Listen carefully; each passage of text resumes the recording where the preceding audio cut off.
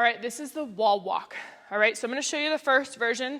That's the full version first, and I'm going to show you a bunch of scaling options. Okay? So for the wall walk, you start on your belly, push up to your hands. Then you're going to walk your feet up the wall as your hands come into the wall. Nose finishes on the wall. Okay? And then I control myself back out all the way back to the ground. Okay, so that is the wall walk. So I'm going to go over a handful of scaling options for this movement. Okay?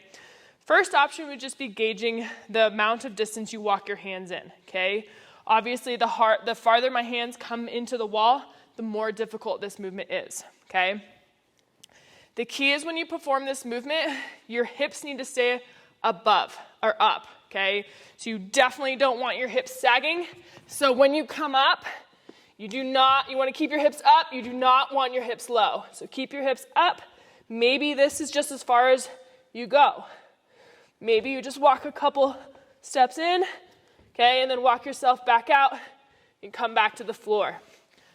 Whatever you choose to do, the key is that you're in control the whole time. I'd rather you go slower and more in control in this movement than going super fast and trying to get all the way in and faulting on your positions. Okay, so keep your hips high in the air.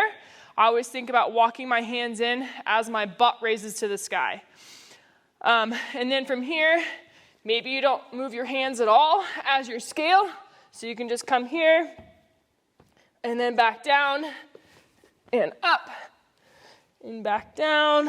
Okay, so that's totally fine as a modification for the wall walk. If you're strong enough and can hold position to walk your hands all the way in, go for it. That's awesome. Further scaling yet, if going inverted is not up your alley, that is totally fine. Scaling to a plank hold. So just a tall plank hold here, or maybe even plank walk-ups is totally fine. All right? And there's your wall walk.